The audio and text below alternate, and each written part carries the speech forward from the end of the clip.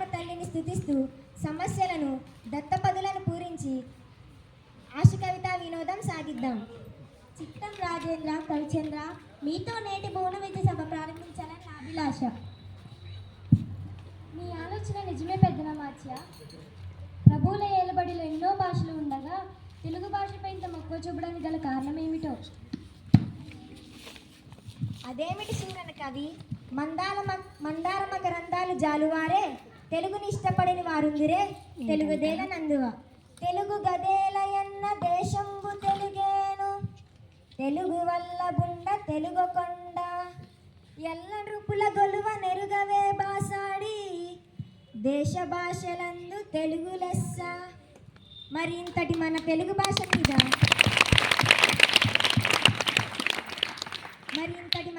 తెలుగు భాష మీద ఎవరికైనా ఎందుకు మమకారం ఉండదు?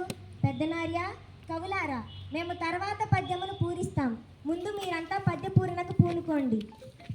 చిత్తం ప్రభు, మీ అభిప్రాయమే శిరోధార్యం. పెద్దనామాత్య, మీ పద్య పూరణకు సమస్య ఇదిగో. అగ్రజానజులై రనుజాగ్రజులుగన్. ఆహాహా, ఏమి సమస్య? అన్నదమ్ములు తమ్ముడన్నలయ్యారు. ప్రభు, నా పూరణ ఇదిగో. పుష్యమిన్ భరతాఖ్యుడు పుట్టినాడు, మొనసిన లక్ష్మణుడాశ్లేష పుట్టినాడు, భరత లక్ష్మణ క్రమమిది ఎరసి చూడ, అగ్రజారుజులై రనుజాగ్రజులుగన్. అగ్రజారుజులై రనుజాగ్రజులుగన్. కానీ లోక వ్యవహారం రామలక్ష్మణ భరత శత్రుఘ్నులను ఉంటుంది.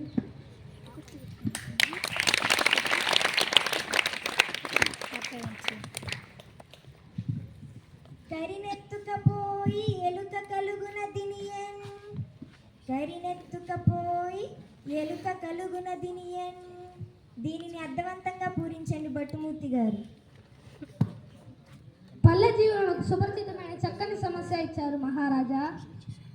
కరును చిలుకలెద్దులు సర్కరుతో నొనరించి అచ్చ, కడం పెట్టెడు చోగరి మరచే వర్తకుండా, కరినెత్తుకపోయి ఎలుక కలుగునదినియన్.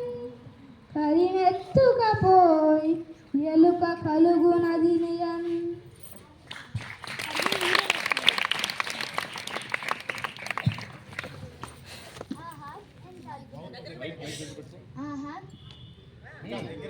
ఆహా, ఎంత అద్భుత పూరణ! ఎలుక ఎన్ని ఎత్తుకోగలదా? ఏనుగు రంధ్రముల పట్టణ. ఆహాహా, ఏనుగులు, చిలుకలు, ఎద్దులు మొదలైన చెట్లతో చేసిన బొమ్మలు. వీటిని వ్యాపారి పగలంతా అన్నాడు. సాయంత్రానికి అన్ని బొమ్మలు ఎత్తుపెట్టి ఒక్క ఏడు బొమ్మను మాత్రం మార్చాడు. దీనిని ఎలుక రంధ్రంలోకి తీసుకెళ్ళిన మీ బాబు మినుల నిండుగా ఉంది. బహుబాగు. మహారాజా, ముద్దు పలుకుల ముక్కు తిమ్మల కవి అందుకోండి. గాడిద ఏచెంగదన్న ఘన సంపన్న, గాడిద ఏచెంగదన్న ఘన సంపన్న. దీనిని పూరించండి. చిత్తం రాజశేఖర, మానవులతో ఆడే మాటలు తప్పేవారు కొందరు ఉన్నారు. జంతువులలో దీనిని చూడలేదు. అయినా దైవకృపతో దీనిని పూరించెదను.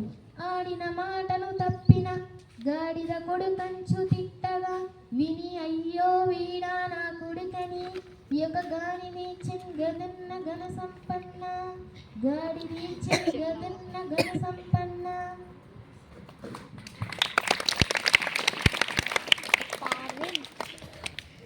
లౌకిక జీవన గమనంలో గ్రామీణుల దూషణను ఆడితప్పే జనుల హీన స్వభావాన్ని తెలుపుతూ మాట నిలబెట్టుకోవడం విలువను చాటారు.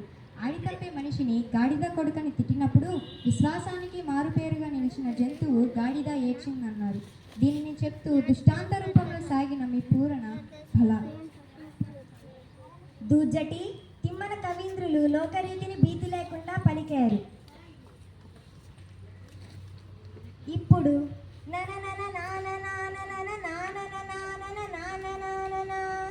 అనే సమస్యను మీరు పూరణ చేయండి. ప్రభు, అక్షర విన్యాసం తప్ప అర్థం లేని సమస్య ఇచ్చారు. అయినా చక్కని పూరణ కావిస్తాను. నిన్ను నిన్ను నిన్ను నిన్ను నిన్ను నిన్ను నిన్ను నిన్ను నిన్ను నుంగని లయతాల సంగతుల గానకల పరిపూర్ణ మానసమన్, పలుకుని రాగముల మదము నల్లచు పలుకునిట్టులన్,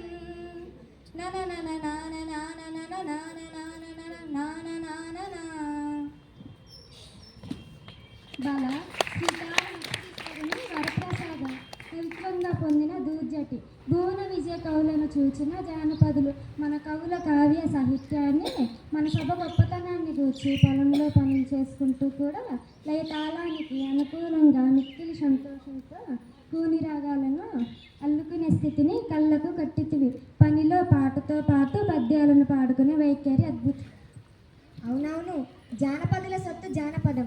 సత్యం చెప్పారు రామకృష్ణ. తదుపరి మీదే వంతు. మీ పదగుంఫనాన్ని మేమెరుగుదము. మేక మరియు తోక ఈ రెండు దత్త పదాలతో ఒక సీస పద్యం చెప్పండి. మమ్మేలిన దేవరా నన్ను ఆదేశిస్తే కాదంటానా? ఆలకించండి మహాప్రభు. మేక తోకకు మేక తోక మేకకు తోక మేక తోక మేక మేక తోక మేక తోకకు మేక తోక మేకకు తోక మేక తోక మేక మేక తోక మేక తోకకు మేక తోక మేకకు తోక మేక తోక మేక మేక తోక మేక తోక తోక మేక మేక తోక మేక మేక తోక తోక మేక మేక తోక మేక మేక తోక తోక మేక మేక తోక మేక మేక తోక తోక మేక మేక తోక మేక.